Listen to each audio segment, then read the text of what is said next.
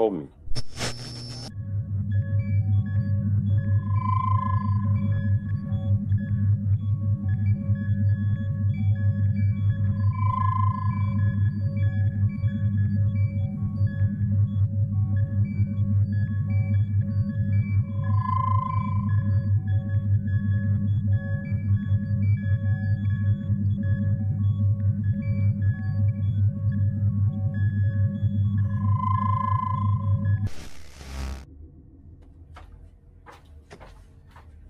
Hail, you guys.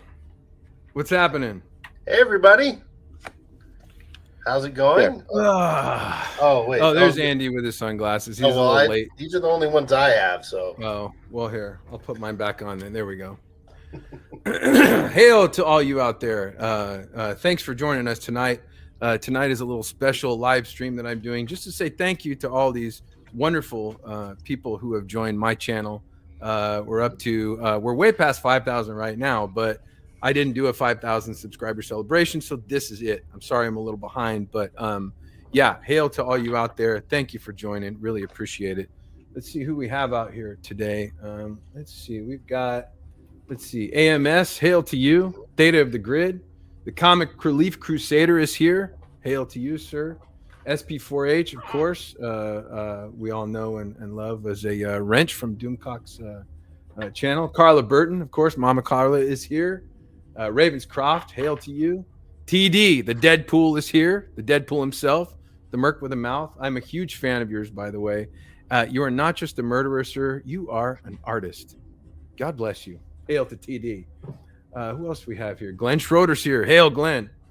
Let's see. Eric Frillis. Hail to you. Am I missing anybody, guys? Who else is here? Scott V. Hail to you, Scott V. Who's this Sean Carter guy? He's here. Yeah, I don't know who that is. Yeah, I know. Let's get him out of here. Mark S47. Hail to you, Mark. Mark is a huge asset to this community. We love you so much, buddy. Hail to you. Thanks for being here. D. Pensack. Hail and congratulations to the 5K. Yeah. Thank you, sir. And hail to you. Hamilton Burgers here. What are you guys doing here? Yeah, I know, right? Yeah, I know. We're just a bunch of degenerates hanging out. Hail to you. A lot of familiar names, a lot of new ones. Oh, too. Yeah. FKHC 2005. Hail to you. Let's see who else. We got a lot of people here. So hail, you guys. Nicholas Peluso says hail. Hail to you. Phantom Outsider. Wow. All right. Hey, Phantom Outsider. We're getting a lot of good people here. Anyway, as people come in, guys, maybe say hi to them because I'm going to kind of focus on other things here. But welcome, you guys. I've got introductions here. I've got Sean Carter here next to me, the sci-fi model guy. He is an expert in all things models and definitely a top tier level expert in all things Star Trek models. So how you doing, Sean? I'm good. I would actually call myself still an aspiring amateur, but you know what? It's all about learning, and that's hopefully I get to learn some stuff tonight and share stuff that I know. And hail to everyone out there. Data of the Grid. I'll be streaming with Data later on, so you guys got to check him out. Right on. Well, expert, aspiring amateur, it's all the same on YouTube, right? Yeah. Right. It's all for fun. Yeah. And then, of course, we have the Laboratory of Mayhem's very own Andy Masterson. Although I should call him by his proper title, Lord Andrew Masterson of Glencoe County, because he is a Scottish landowner. So hail to you, Andy Masterson. Pinkies up. That's right, baby. Pinkies up, bottoms down. How you doing, man? So far, so good. Congratulations, sir. Well deserved. Thank you. Yeah, we're actually at over 7,500 now. But, what the heck? I figured we'd do the 5,000, And I will take credit here because I was the one who told Gary, you really need to narrate your stuff. No. He did. Because, I was doing these videos and they were like, they're cool and all, but, they weren't narrated. And Andy is kind of like, exactly. And Andy's like, Gary, you should really narrate the videos. I'm like, nah, nobody wants to hear my stupid ass voice. And then, PJ said the same thing. And then as soon as you guys told me that, man, the views doubled, it's you guys, I owe it all to my buddies. So thank you guys. You made my views go skyrocketed and you made my workload infinitely harder. So I really appreciate it. What are friends for? I really, really appreciate it. Hail to Herc 130. Glad to see you here, my friend. He's another modeler out. That Herc's a good modeler. Oh, yeah? Oh, great. Yeah, oh, look, we have the lovely Sherry. Hello, lovely Sherry. It's good to see you. Thanks for being here. Who else do we have here? Oaktown Girl. Oaktown Girl is here. Hail to you. Man, there's a lot of great people here tonight. All right. So what we're going to do tonight, guys, is we're going to talk a little bit of shop. I'll talk a little bit about some of the things that I've acquired recently and what I'm working on. Shawn's got a couple of projects going, and Andy does as well. Some of these things, we've got a lot of things going on, and we don't really talk about them because we're trying to kind of keep them a little bit secret until the the release. Our videos come out and stuff like that. But we will be talking about a few things that we haven't done videos on yet, just to give you guys a little bit of a sneak peek of what's going on. But let's see. Currently, I've been acquiring some stuff from the Greg Jean estate. Now, for those of you who don't know who Greg Jean is, he was a master model builder and one of the most famous in Hollywood in the great era of between the 70s and the 90s in Hollywood. And unfortunately, we lost him in, I think it was 2018. He passed away. But Greg had worked on everything from Star Trek, the motion picture, onto Close Encounters. Close Encounters before Star Trek, obviously, but Star Wars, The Next Generation, television series, Deep Space Nine, Voyager. He was primarily a spaceship model builder. And he did some props too. But when he passed away in 2018, his collection went off to an auction house. And the auction house, they got a lot of great stuff. I think the most expensive item I saw that they sold was the Botany Bay original shooting model from Space Seed, the original, the episode of the original series of Star Trek. I think it went in excess of $400,000. It was big time. But the person that I purchased my stuff from told me the story about how he ended up getting basically 2 giant storage units full of Star Wars, Star Trek, Batman, all kinds of different movie memorabilia, props and models and things like that. And I guess Greg Jean was not only a model builder for movies, but he was also a collector and a huge fan. He was a big Star Trek fan. So he ended up acquiring a lot of things that were production used that he didn't even work on. And according to the guy that I bought this stuff from, I asked him, where did you get this stuff? And he said, well, I was in touch with, I worked for the auction house, and the lady that was in charge of the estate, they went in and they took everything that they thought was of value, like the Botany Bay and, probably some, like incredible screen used production models. And they hawked them, for $500,000 or whatever they sold them for, 100,000, 200,000, whatever. But they had a whole bunch of stuff that they looked at and they're like, they considered junk. There was boxes of stuff like, something that looked like a plaque that said USS Enterprise on it. And it was dirty and it was bent and crooked and it had fiberglass flashing on it. And they thought it was garbage. So they handed the storage units over to this guy, and he's been going through them and selling these things. And one of the things he mentioned to me was, he said they threw away a lot of stuff, the auction house, before he got to the storage units. That's right. I know it. That's devastating. The treasures that were lost forever with that, man. But thankfully, this guy has gone through these storage units, and he's found a lot of things that were either, he'll find a box and there'll be a TIE fighter in it, a 1976 TIE fighter from Industrial Light and Magic.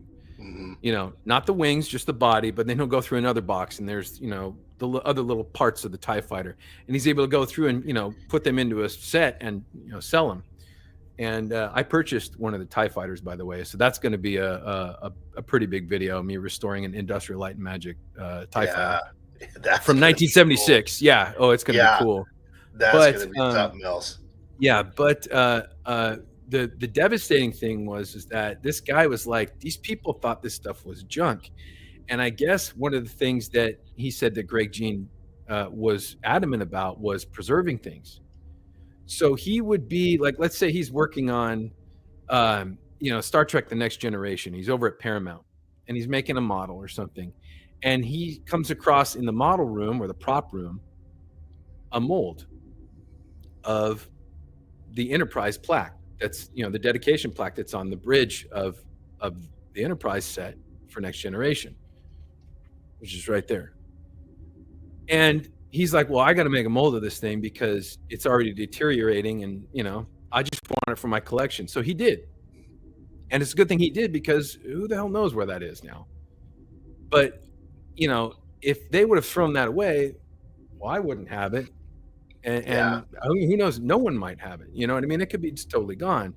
So this stuff, although it looked like junk to the auction house, this stuff is like treasure to us.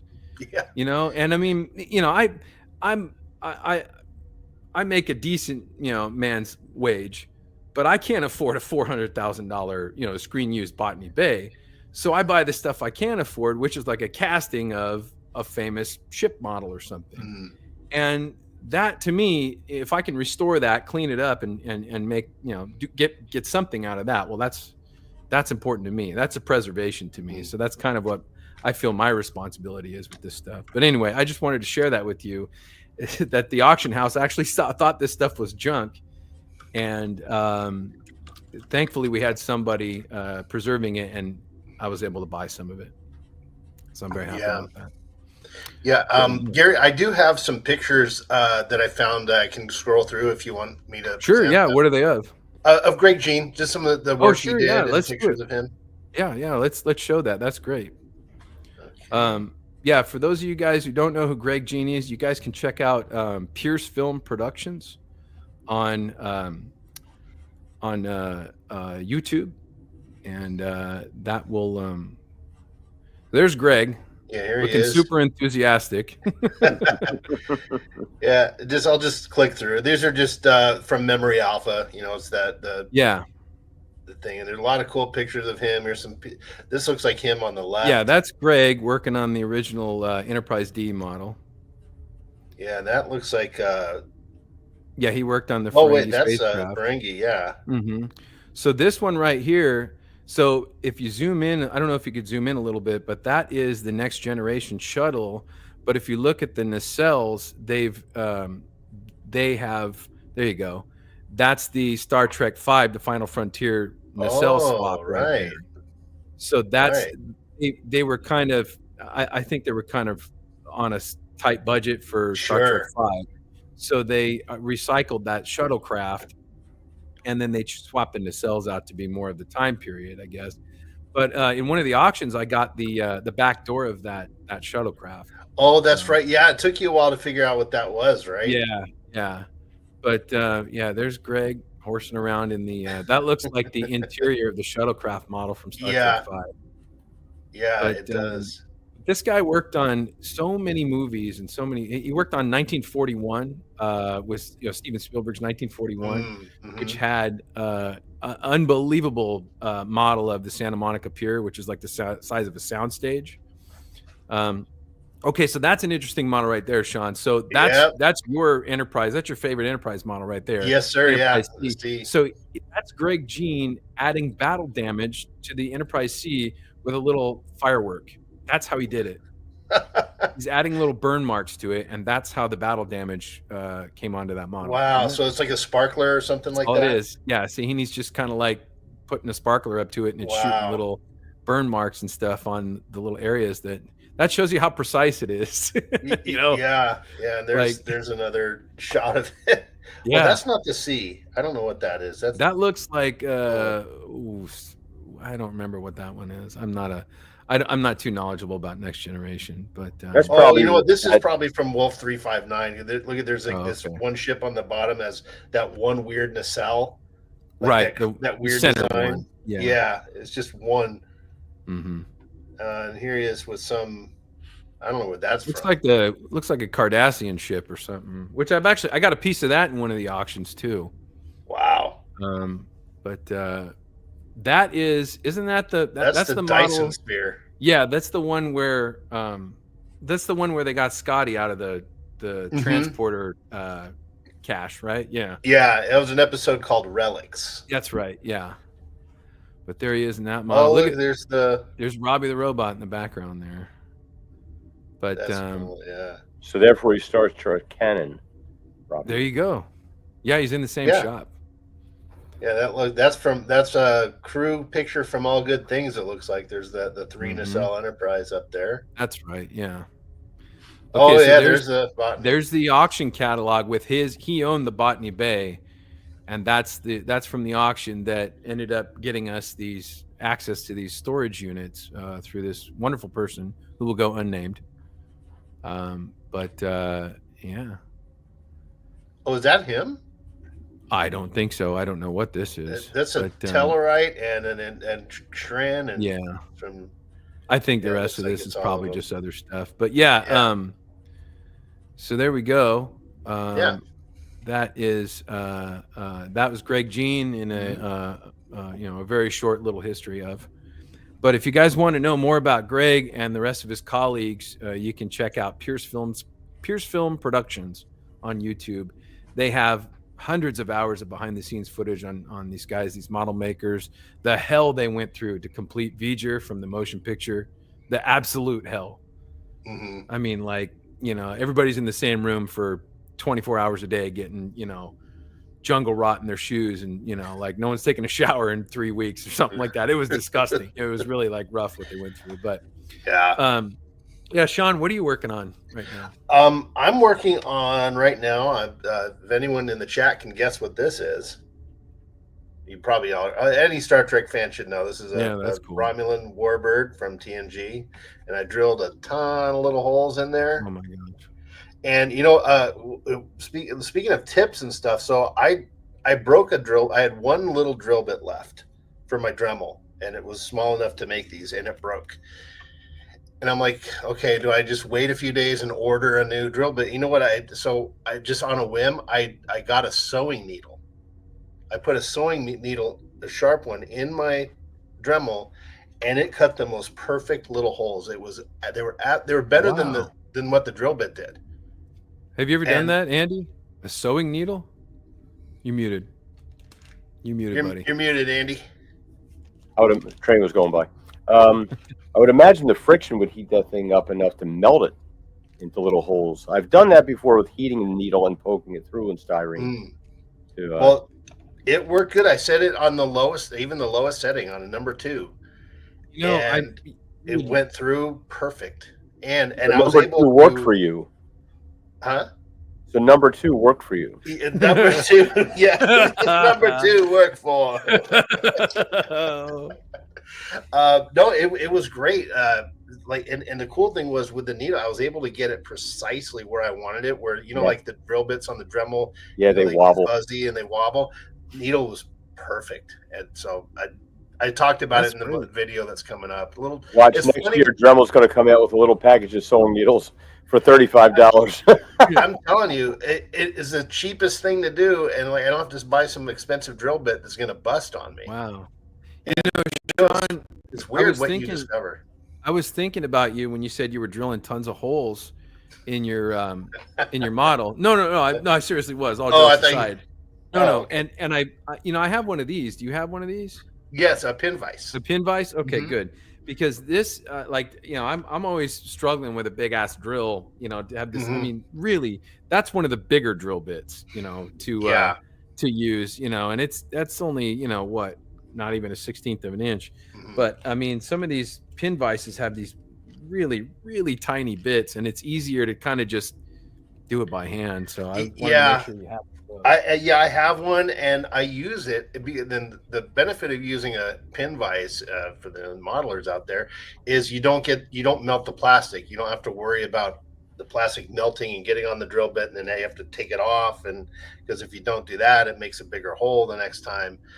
Pin vices are a lot more accurate. But the thing is, I probably drilled about 300 holes, and I wasn't going to sit there. It hurt my fingers and stuff. But Right. yeah, I just ordered another one that's actually got a spring on it.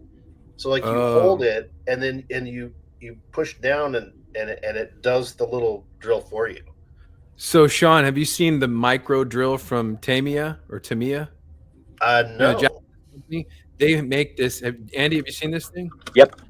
They have this little tiny, real tiny. I think it's a kit you have to put together, but it's a very, very tiny drill, and it's enough to drill a hole through a little tiny piece of styrene. But you might want to grab one of those because it's not like you have to have a big 18-volt drill, and it's all big and that kind of thing is hard to get a precise tiny hole in a model. You might consider one of those. Yeah, it's got like a pistol grip, so you're not going plunging down. I'm looking at it here. Yeah, that's cool. It might be something worth investing in. Okay. Having folks out there, if you're going to get into modeling, having smaller tools really helps because you've got a model which is obviously smaller than the real thing that you're building.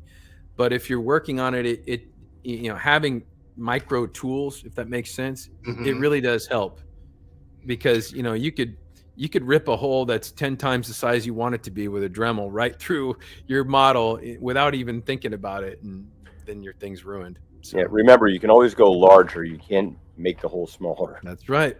Right. Yeah. You can always go bigger, more but material away. You can't put it back. But okay, so that's cool.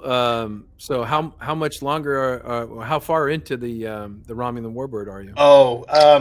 I just did all the holes and I just light blocked it, so I got a little silver on the inside and black on the outside. And the silver, sometimes I'll use white, but the silver or white helps bounce the light around when you get it in there.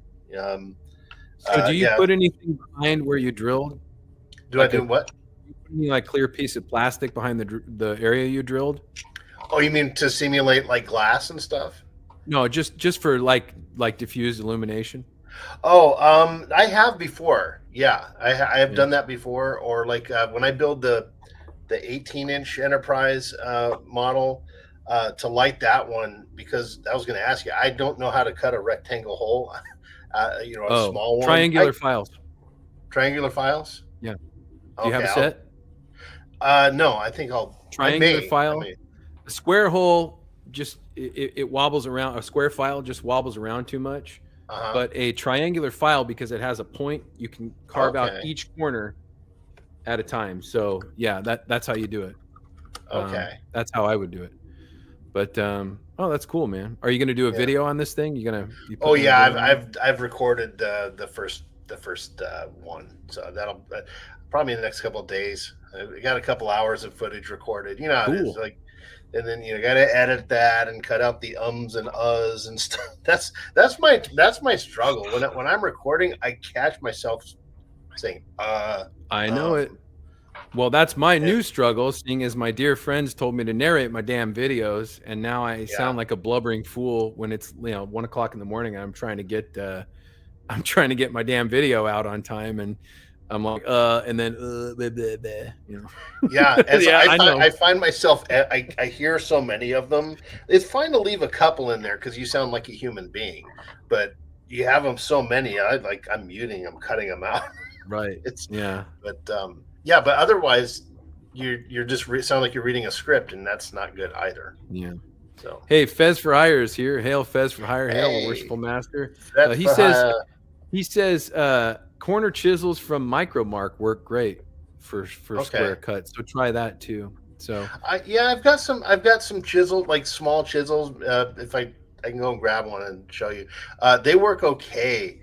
But the thing is that Enterprise, those windows are so small, it was hard to get it perfect. So I just mask the windows and let the light come through the plastic, and it looks fine.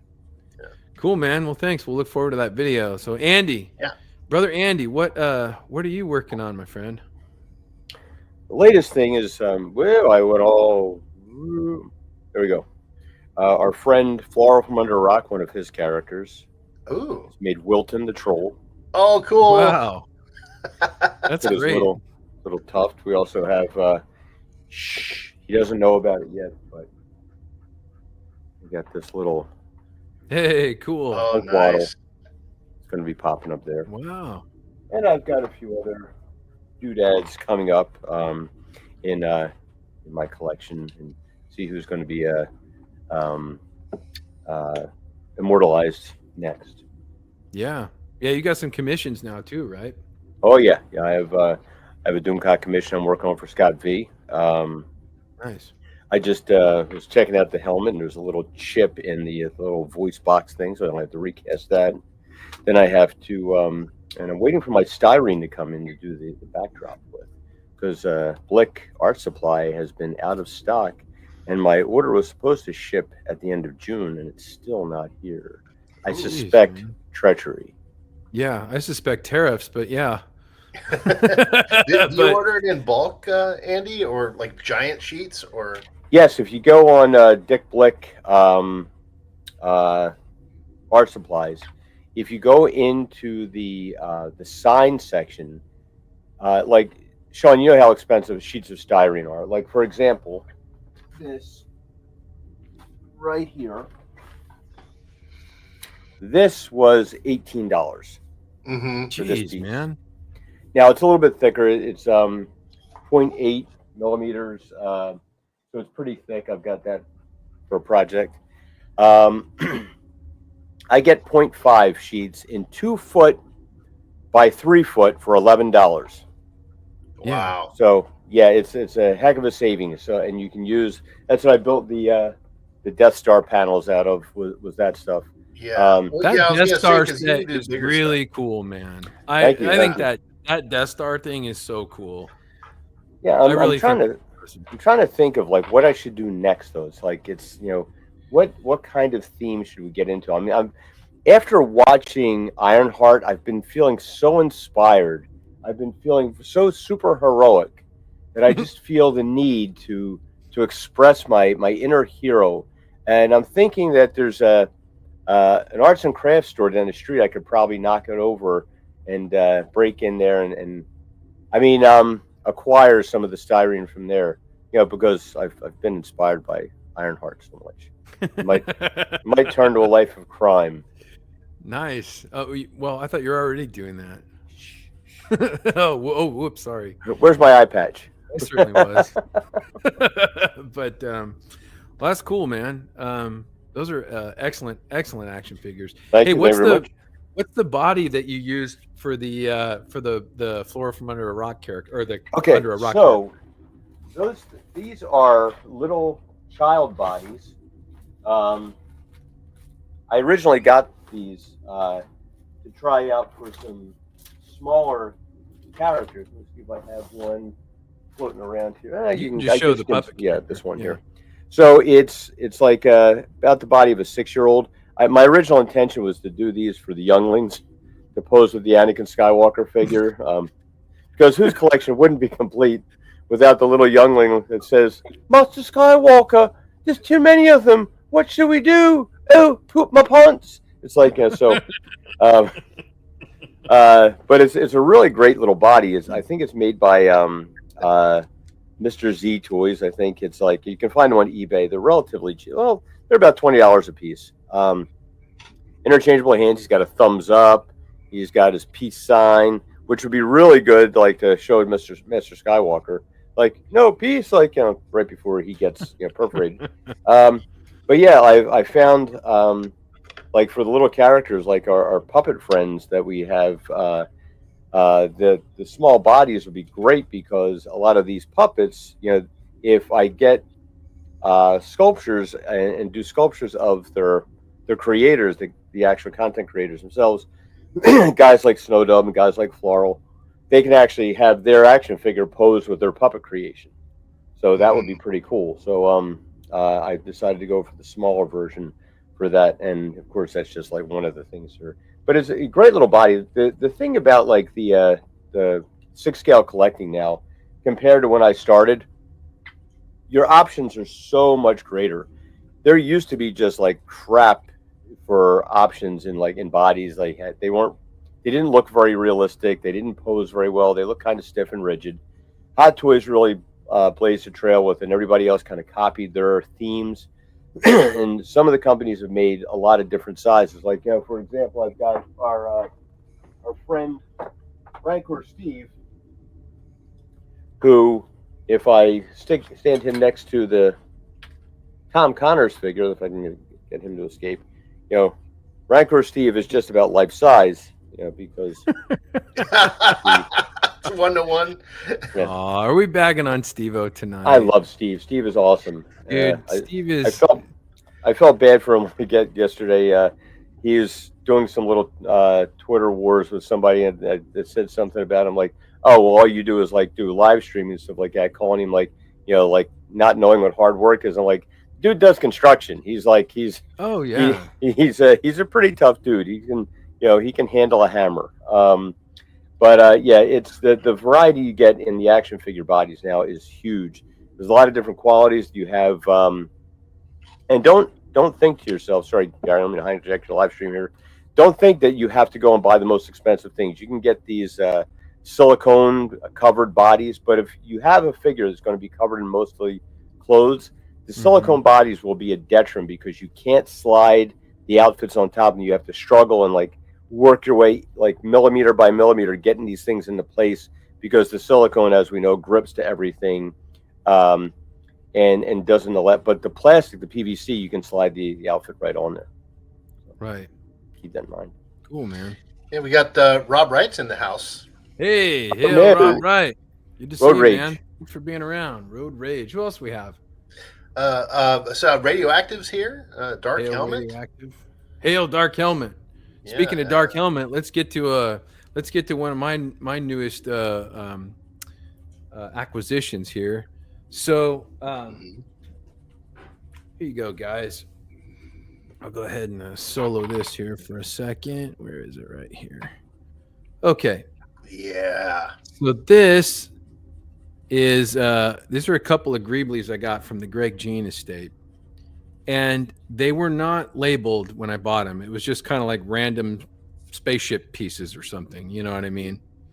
So if you pay attention to that little piece, that right there, I know it's kind of hard to see, kind of hard to focus, but this little guy right here, I'm going to pull up a little slide here. Let's see.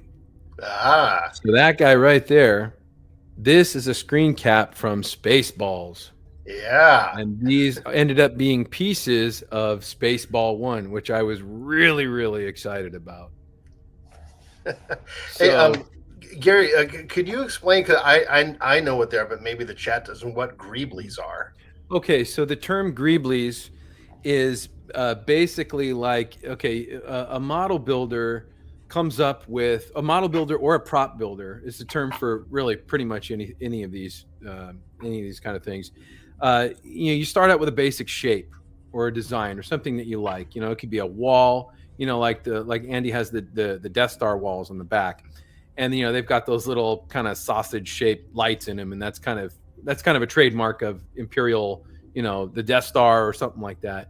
But in order to make something look interesting, you kind of have to add little details. Well, those are called Greeblies. And a Greebly, for instance, in this image would be all those little lines and panels, and you could see a little hatch on that little kind of trapezoidal shape right there, and there's all these little kind of bits of plastic and little things that just don't really have any specific design to them. It's just kind of random. But these pieces are considered Greeblies here. Here, I'll show them to you again. So that little piece in that shot ended up being this thing right. Where is it? Right there. And you can see it's got the little, the little door hatch right there. There it is. There we go. and then it's got the little, the lines on it right there, and that's just kind of little bits of plastic that they put onto it. Yeah, they're super cool. Yeah, I really, I'm really, I'm really excited that this was a piece of Spaceballs, because that's a great movie and I really love it. And I have a few other items from Spaceballs, which I'll get to at another point. I just got a mod. It's not screen used or anything. It's not production made, but I got an old 1992 garage kit of the little dancing monster. The little Michigan J Frog dancing, creature that pops out of John Hurt's chest. Oh yeah, I got a model of him, so I'm gonna. It's not in great shape, so I'm gonna kind of clean it up and make some molds of it. Yeah, I can't wait to build that. That's gonna be cool. I got a couple other things from Spaceballs, like a belt buckle, and I do have I have the John Candy action figure that Rick Moranis. Oh wow! I have one. So actually, you have Spaceballs, the belt buckle. I do. Yeah. I do. I have Spaceballs, the belt buckle, and Spaceballs, the action figure. The kids love this. that display that you just showed, the little piece that's above the top one, that one looked like a Star Destroyer panel. It does kind of look like that. And what's interesting is I don't know if Greg Jean worked on that. I think he worked on Spaceballs, but they could. They might be interchanging parts. I don't know. I thought it was a Star Trek piece. It looked like Star Trek stuff to me. But I mean, I think that that model of the Spaceball one was 17 feet long. Yeah. And what's interesting is that the prototypes that I got, they're made out of this incredibly durable resin. And I found out the reason they had to do that was because as they're shooting that model, they had to use a 17-foot model on a motion control camera, panning 17 or dollying 17 feet takes an entire day. And the lights they used to use, which were not LED like we're used to now, are these burning hot 5,000 watt tungsten bulbs. And you've been on sets and studios and stuff, exactly how hot those suckers get. So this resin has to be it has to withstand high temperature. And I swear, it's the most solid resin I've ever seen. I wish I could get some. They probably make like bulletproof vests out of it or something like that. But that's a piece that I recently acquired. Also, I wanted to show you guys something else. I don't know if I've shown you these before, but I have a couple of pieces from Doomcock's lair. Let's see. I was going to show you guys some of these. Gary is the king of Greeblies. He's got totes and totes full of Greeblies. Yeah, so these here, I'll go ahead and solo this out here. So these are some little bits of Greeblies that I've made for Doomcock's lair here. See if I can get it to focus. But there's all kinds of interesting little things on there. But if you guys, those of you who had G.I. Joe action figures in the 80s will know what that is. That's the backpack to one of the scuba diver figures. But there's lots of little bits and bobs from other things too. And then I've got this other little piece here, which I thought was this is a really cool piece. But these are just kind of like Greeblies that are assembled together and made to just kind of give a basic silhouette. This looked very Star Wars. When I saw it, I thought it would be a cool part. And it's actually part of a porcelain heater, like one of those wall heaters you plug in. Yeah, it was porcelain. But yeah, and then the interesting thing was at one point I realized that when we were making models, we didn't have anything to scale them out to where you can tell what something is, the size that something's supposed to be. Mm-hmm. So I made crates and barrels. Like I have a little miniature cargo crate here, which are in the background of a lot of things that give you some perspective. And yeah, it's kind of hard to see that, but yeah, these are kind of just crates, barrels, and then handrails are something that I built in order to give the exact scale so that exactly how big these things are supposed to be. Yeah, I got an entire soundstage full of that stuff. It's out of control. It really is. So and I think I asked you this before, like when you're out at the Home Depot or you're shopping, you're like always just in that search mode, right? It's kind of like automatic for you. Yeah, well, Andy, you do the same thing too, right? Oh yeah. yeah, like you're out there, like you find packaging, you find interesting shapes. You're like, I like going through the dollar store. 'Cause you'll see like goofy little things they have in their kind of cheap toys section that everything's like $1, and I'd buy that for $1. And you can find some really cool things like and also opening up things like hairbrushes and stuff. You'll see like connecting pieces and stuff like that inside there. And you're like, if you invert it, hey, that could look pretty cool as you're working on things. Another thing I've done is I had a bunch of little. My daughter had these like little Zuzu pet things, these little hamsters that would go around, and a couple of them she left the batteries in, and the battery leaked all over everything. But I opened it up, and there's all kinds of little tiny gears and stuff like that inside. Oh, cool. So you can kind of like take those things out and just kind of put them into things, and it really makes your display kind of pop. Well, yeah, got an example of that, Andy. So this is a little, this is like a little flying missile, a little flying drone that I built. Oh, that's cool.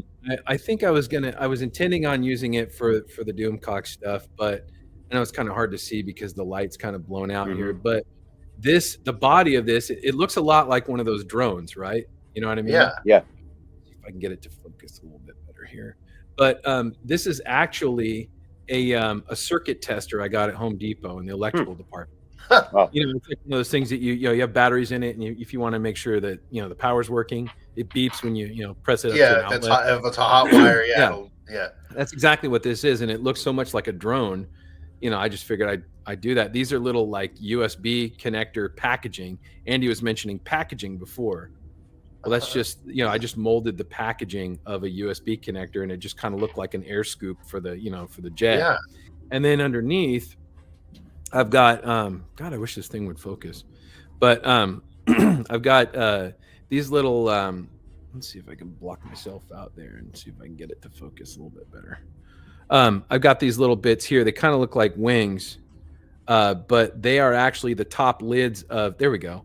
Of the AT-ATs from the Star Wars Micro Series 1982 Kenner toys. No. Wow. And then here is that's R2D2's eye from the old model kit, and then another R2D2 part down there, and a couple of other little wing dings here and there. But the wings are just styrene.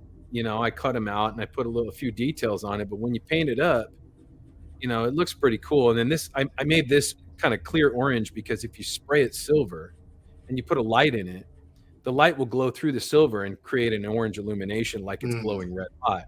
I think this is like some kind of like tube of, caulking cap or something like that. But this is an example of how you can make a little thing out of, like a little ship or something out of, basically scrap pieces, that's exactly what Andy was talking about. Little parts and things that you find at Home Depot, old toys. There's a Warhammer 40K detail piece right here. Oh, wow. I mean, there's all kinds of stuff all over these little models. And that's kind of, that's, if you guys look closely at the Millennium Falcon from Star Wars, the original one, they basically made an acrylic dome shape, 2 domes, stuck them together, made the basic silhouette of it, and they grabbed off the shelf tanks, model tanks, World War II tanks. And they started, taking little, the chassis from, model trucks and wheel hubs and stuff like that. And they just started gluing and screwing all this stuff on. Yeah. And, That's what I was going to say. Like, I think I just need to go and find the discount, clearance bin of models and just buy a bunch of old tanks and. Well, and yeah, stuff like that can get expensive, Shawn. You can do that, but the best thing to do is to create a mold of these little greeblies if you're going to use multiple ones of them. But like Andy was saying, the dollar store, sometimes a silly, goofy little robot toy, you put it in half and you make a mold of it and you stick it on a wall and you put some tubes in it. It blends right into the background. Yeah. And the thing is that a lot of people know that that's what it is. And I know that a lot of filmmakers and a lot of creatives don't really like to do this anymore because, people kind of know that trick now. But the cool thing about it is it itself is an art form. So if you want to do it in the style of a Star Wars model or a Star Trek model, that's how they did it. Wow. Yeah. So one of the things that's really great though, that like when you're working with Gary, he's got this idea that it should make sense. It shouldn't just be random. You should be kind of trying to work something out in your head about how something's supposed to work and why. There should be a reason for it to be there. And if you can kind of think that way because you'll see people, they just kind of slap things all over the place. And if you're doing like a quick shot of something, it might not matter. But if you're doing repeated things, especially in today's age, when they originally made these movies, I'm sure that they never thought somebody would be able to freeze frame things to such exact standards where they could like sit there and, hey, look, that's off. There's a crack in this thing here. But now we're at that point where you have that level of resolution and zooming in quality that you can find.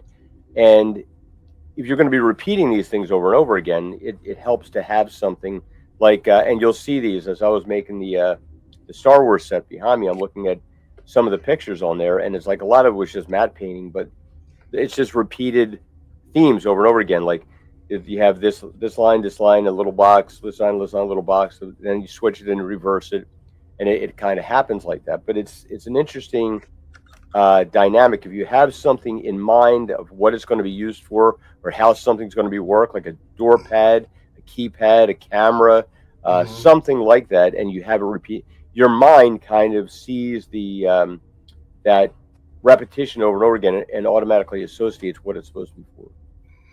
Yeah. That's a big part of this, knowing a little bit about, just how things work and function. And obviously being in the construction industry helped me understand engineering and electrical and just the way that something should kind of look, you know what I mean? In order to, make it kind of make sense. So go ahead, Shawn.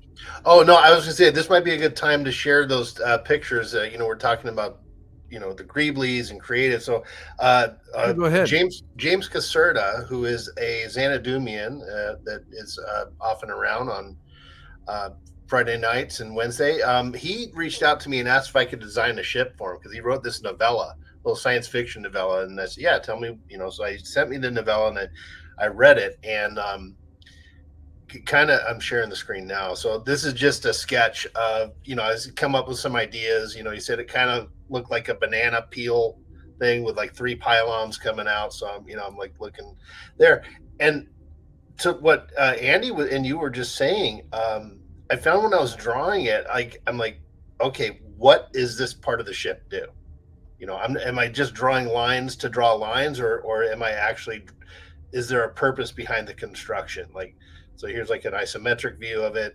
And so I just found myself kind of, just thinking of, okay, he wanted these 3 pylons. So I was like thinking, okay, these 3 pylons will project like a wormhole thing up in the front of the ship, expanding space, kind of like what some scientists think a warp drive would work like. And then I put these 3 in the back because they would shrink the space behind it. So I kind of had the same concept. So when I started thinking about that, like what's the function of it, it made the design a little easier.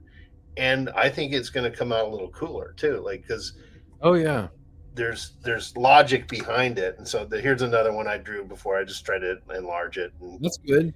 He gave me some feedback. So I'm going to use these and make some templates and cut pieces of styrene out. And then like what you were saying, I'll find whatever I can for the exterior for the hull. Right. Yeah. And light this one up for him. Yeah. Little known fact: when Zack Snyder was doing his research for Rebel Moon, he was at the Fantasy Gift Shop, finding different shapes to kind of, Yeah, he was at the same place I got all those sonic screwdrivers. Yeah. What's funny? A fact is about Greg Jean. His very first job was Flesh Gordon. Wow. He designed all those, dong-shaped ships and stuff like that. That was his first movie gig. Was Flesh Gordon, I think. Yeah. Did he design the prototype for Jeff Bezos? Yeah, exactly. Yeah, the fucking Austin Power ship with the. That looks like a Johnson.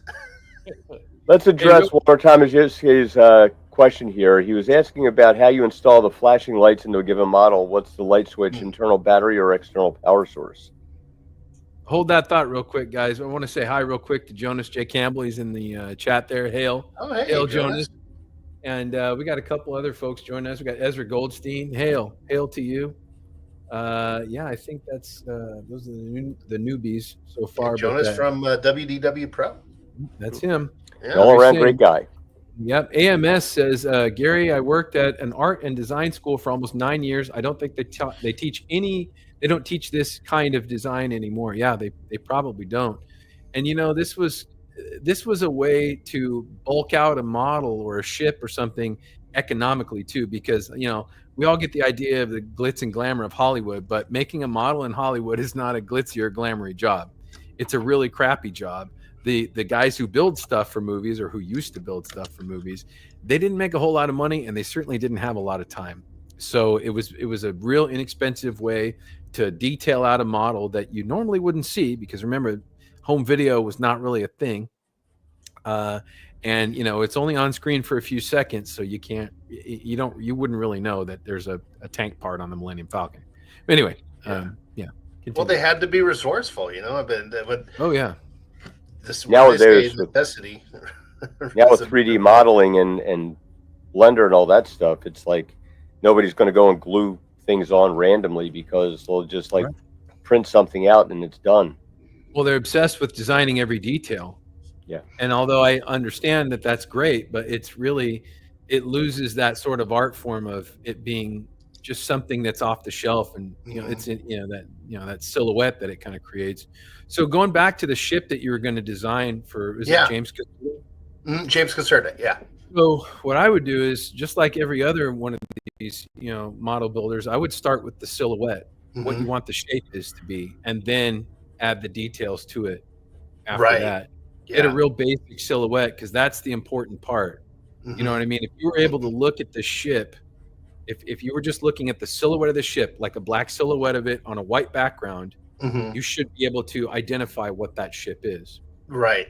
You know what I mean? If you saw the outline of the Millennium Falcon, you would know exactly what it is. Yeah. If you just saw the outline of the Enterprise, you would know exactly what it is. Yes. Same with every other amazing, iconic spaceship of our culture. So that would be my recommendation. Andy, what do you think? Looking at I like the idea of the functions, because this also depends on what kind of thing that you're trying to, what kind of theme you're trying to go for, because obviously, we've all seen the Colonial Viper, the X-Wing fighter, the Star Trek ships, and they have to kind of fit into the same universe. They have to have like a similar kind of technology. They have to have so you can't just mix and match. Although I do like the fact that they did put the Firefly into one of the composite shots in, I think it was Phantom Menace. You see it floating around in there. So you have to have some kind of idea about how, Star Trek is kind of interesting, because they did the whole warp drive things, where you're going to have to kind of do the whole space manipulation thing. Sure. So that's got to kind of fit into that thing, and so depending on what kind of story you're going to tell, and we're seeing these problems pop up in modern culture with there's things that are coming out there that are they're doing prequels that look more advanced than the original series. They're so it's kind of well, he had all this really cool. Now, why do you go back to transistors? You should be making things more retro, more, more. There's a term that they've been using, like a retro futuristic look, and that it should fit. And it's and you have to give some thought to that when you're making something. One of my favorite animated things is robots with Mel Brooks is actually the voice of one of the characters in it, and it's Ewan McGregor, and it's about all these robots, and they're moving out of the repair industry into just the replacement industry, and it's of course that means scrap heaps for a lot of the robots, and but I really like the aesthetic of it, because it looks like 1950s cars, these things are made out of.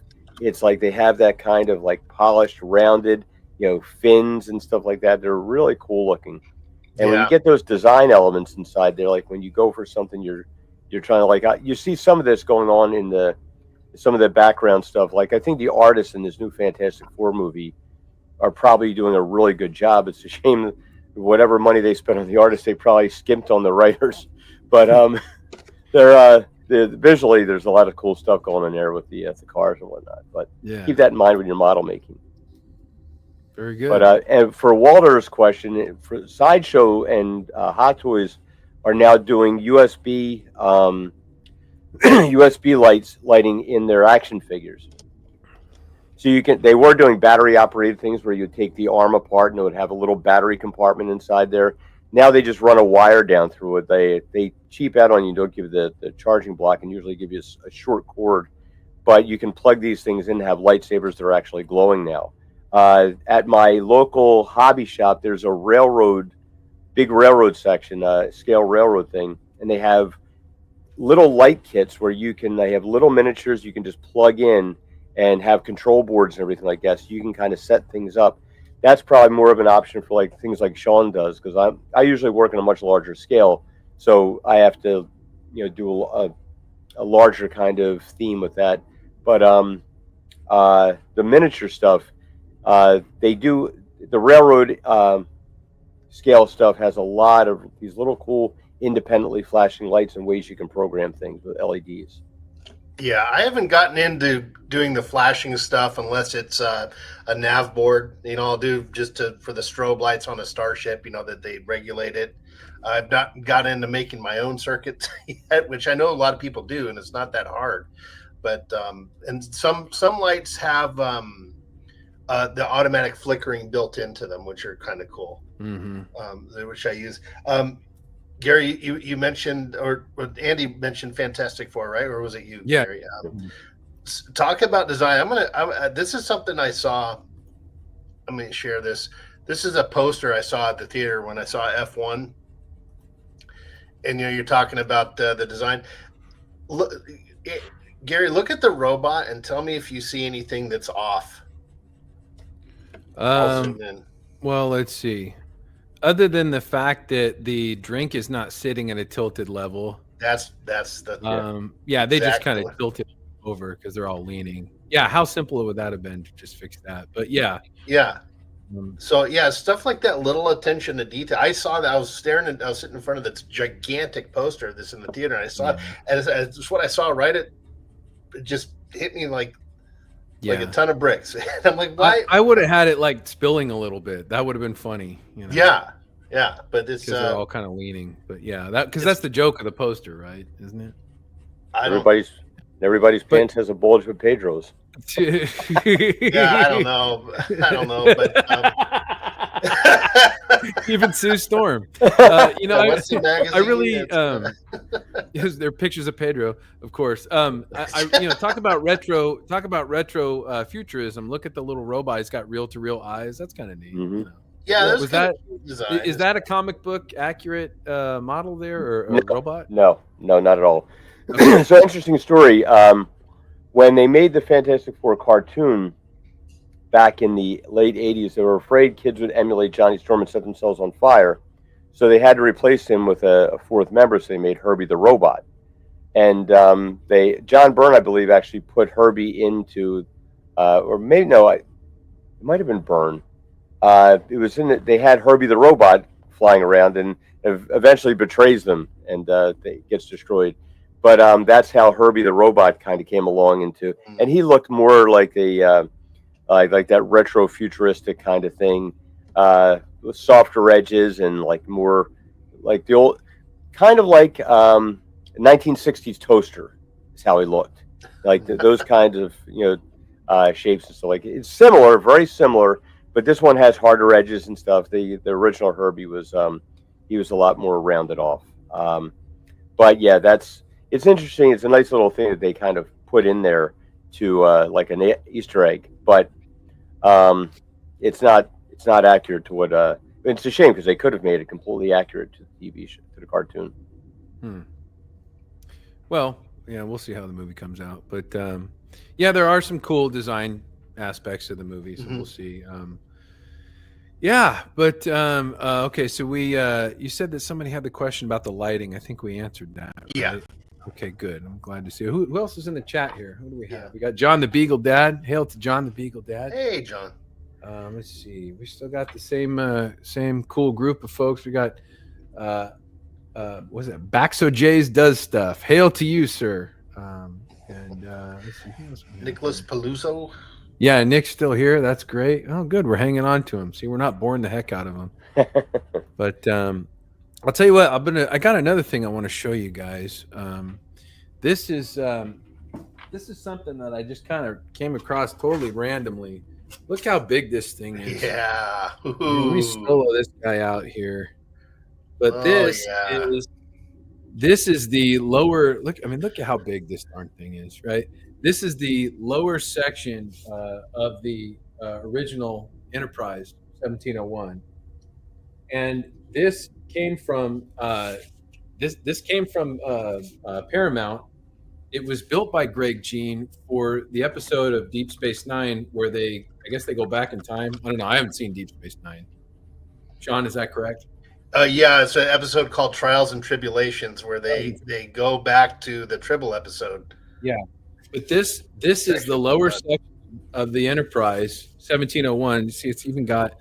If you look closely, you can see it's got. Can't get that darn camera to focus. It's got all the little the windows and everything, and then all the detail. There's really quite detailed. But this thing, when fully assembled, is 6 feet. It's a 6-foot Enterprise, which is the second largest production model made by Paramount for an official Star Trek show. Yeah, in fact, when I was showing those pictures of Greg, that model was in one of those pictures. Oh, really? Yeah. Oh, okay. Well, I've been looking for the other parts. Gosh, if we can find the one nacelle and the saucer, oh my gosh, we'll be able to make 6-foot Enterprises for everybody. And it'll be popular on Tinder too, because it's a 6 foot. Oh, 6 foot. It'll cost 6 figures too. So there you go. Yeah. What a find, man. That's just so cool. Yeah. I was real lucky to get that. I got 2 of them. I got 2 of them in the same lot auction of that lower. Is it lower engineering, right, Sean? I think they refer to the engineering hull or the secondary hull. Oh, secondary hull. That's what it is.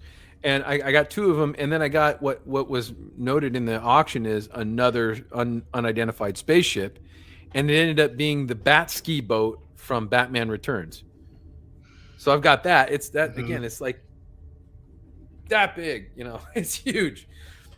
So I'll be doing a restoration of that sometime on the channel. I remember when you sent me that picture. I'm like, hey, it looks like a bat boat. I don't know how I knew. Well, you were right, man. Yeah. That's right. I sent you the picture to try to identify it, and you knew it right away. But yeah, John the Beagle Dad says the set tour was amazing. John the Beagle Dad just went and visited the reproduction Enterprise set, and I guess Shatner was there, hanging out on the in his chair, of course. Wow. Hopefully there weren't too many green women cosplayers in the room, but if there were, hopefully there was a little room on the side for him to go hang out with them. But yeah, I guess they had a '66 Batmobile there too. Oh, man, that's a cool car. It was from the show, the original one. I have no idea. I don't know. Okay. I don't know if it was that exclusive, but definitely a really great reproduction. Speaking of that the original Batmobile, my cousin Ronnie, who's not with us anymore, he worked on Batman for a while, and he would drive the Batmobile home every day. So he'd be cruising down the 405. If I was your cousin, that Batmobile would have never shown up to set. Well, he did get in trouble because his brother Randy, who's still around, got him that job, and so Ronnie stole the Batmobile for a party he was throwing it because he wanted to impress all these. So he had the Batmobile at his house, and Randy calls him, "You take that thing back now." Wow. For those of you who don't know, Sean's father ran Transpo in Hollywood for a little while. He was driving trucks and hauling folks around. And if those of you who don't know that job, that Transpo guys, they run the whole set. The movie only shoots when the Transpo trucks show up. So his dad was a baller and a shot caller on those sets. And, 40 years, he never called in sick. Not once. There you go. And he could have at any time. He could have been like, I'm sick, tough shit, and then then their trucks don't show up because that's how it works with Teamsters. But wow, so your cousin Your cousin had the job of driving the Batmobile around. Yeah. Wow. He was in charge of that car, and he was on the 405 every day. Got my driving little that thing. Batmobile. Oh, look at right that. there. Can you imagine just driving down the 405 and seeing this sucker hauling ass and your cousin just howling out the side? Yeah. He tried to pick up girls in it. Hey baby, what's going on? Yeah. They're like, ride to the Bat Cave? Wow. I said, you want to ride to the Bat Cave? That's amazing, Shawn. I didn't know that story. Yeah. Very cool. It was bat prophylactics. Robin, fetch me the bat prophylactic shark repellent prophylactic spray or whatever. Got a little bat symbol on the tip. Right. Oh man, that's great. Let's see who else we have here. Let's see. Yeah, March 47 says, "Want to see my batarang?" No, Mark, keep it to yourself. Keep it in your bat pants, bro.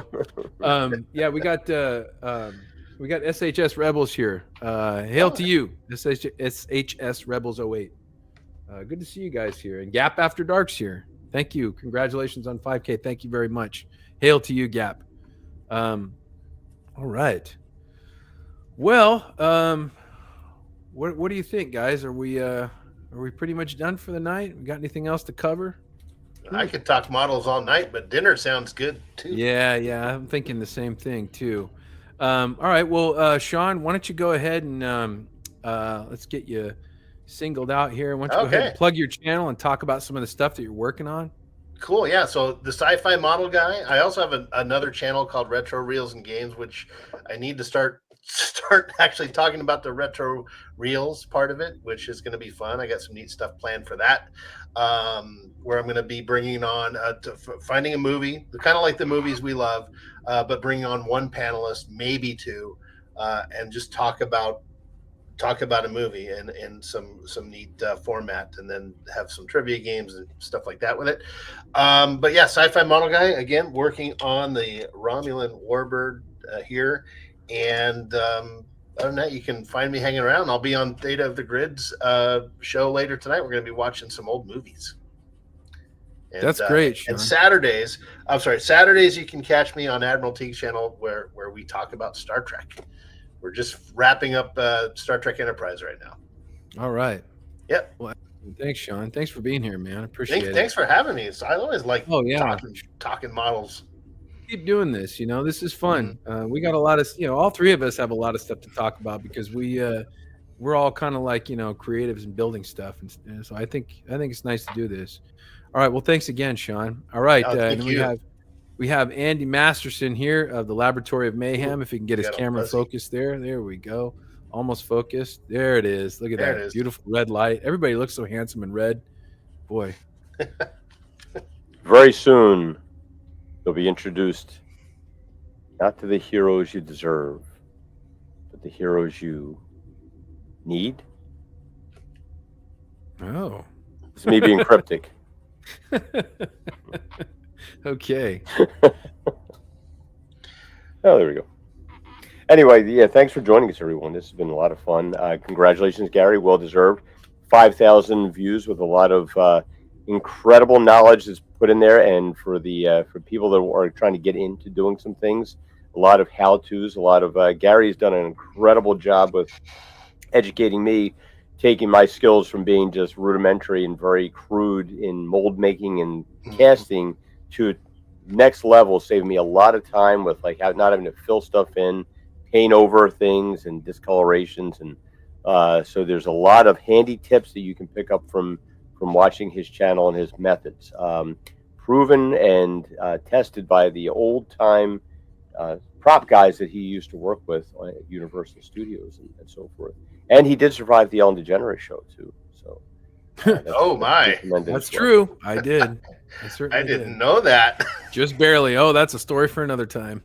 Oh, yeah, man. But thank you, Andy, and thanks for being here. Yeah. And everybody out there, subscribe to Andy and subscribe to Shawn if you haven't done so. Andy is the Laboratory of Mayhem, and Shawn is the Sci-Fi Model Guy. You will not be disappointed. I was supposed to release a Star Trek video today, but as the dude says from the Big Lebowski, new stuff has come to light. So I've actually, I've got a lot of new shit has come to light. We'll just put it how the dude put it. So I'm gonna need another week on the video, but it should be pretty cool. It's a wonderful, wonderful piece of Star Trek history, and I think you guys are gonna enjoy it. But until then, thank you everybody for being here. Thanks for the tips. Appreciate the tips, Gary. I've learned a lot. Like anytime. Yeah. Well, hey, let's get together, and I love sharing this stuff. Yeah. And the more I talk to you guys, the more things pop up in my head. I remember things, because my brain's it's going away, so that's why I have to record all this stuff, and yeah. And if you guys are looking for sound chips and stuff like that, Mark S47 has hooked me up many occasions with lots of cool things. He's the one when we did the Mexican Iron Man figure. He put I had a little problem with the Iron Man thing. We got cheap knockoffs because Mike originally wanted to buy Hot Toys figures, which are very, very, very expensive. And I said, hey, why don't you do these little knockoffs that they made? But one of the lights came loose. So I sent it to Mark, and he fixed it. Like, wait, this is for Mexican Iron Man? I'm going to jazz this thing up. So he put little speaker chips, little sound chips in this thing. And it had Mikey's little, like, oh, no, and all of his little catchphrases and his laughs and things like that he would put in there. So the Mexican Iron Man figure, you can hit the different buttons and make him talk in different things, and like talking about it, calling his rabbit chickens. So yeah, Mark's a resource. Mark S47 has done a lot of great electronics for Andy, for me, for Doomcock. He's done some cool stuff. So hail to you, Mark. We love you, buddy. You're the hard best stuff. Oh man, it's just stuff I don't want to deal with. And he's good at it. So it's like, dude, just let him do it, and we'll exchange something. We'll trade something off to him. It's nice being able to delegate that stuff. But yeah. All right. Well, hey, go ahead, Andy. It's just nice. It's also nice to be able to contribute something to this thing, like just to know that you're part of something. There's something cool that everybody's, whoa, that's really neat, and you're like, hey, I helped out on that little corner of that thing. That's a cool feeling that you wouldn't get ordinarily. So. Oh, look, guys, Natalie's here from Force of Light Entertainment. Ooh. Oh, and so is Jill. Hey, Jill. Hey, Jill. Anti-derivative Jill is here. Hail to you guys. Wait, Hi, ladies. Now flex and ask where the gym is, Andy. Is the juice bar this way or that way? Damn. Dude, what are you jacking up? Look at you. Jeez. I think it's over there. Yeah, I would do that, but I think I'd look more like Rancor Steve, With the booty shorts or without. Yeah. Oh. Hey, man. Hey, we love Steve. We do. So I've made more Rancor Steve action figures than anybody. I think he's got a lot of different incarnations. Yeah, he does. Well, okay. All right, guys. Accessorize. Yeah, we love you guys. We love all of you, you and you and you and you, and even you, who was talking the whole time throughout the stream. We could hear you. We heard every word, but it's all right. We love you anyway. So, yeah, guys, we'll be back soon. Sometime we'll come up with something cool. I like doing the live stream. It's fun. Yeah. All right, you guys, have a good night, and we'll catch you on Wednesday night. Thank you, everybody. Catch you later. See ya.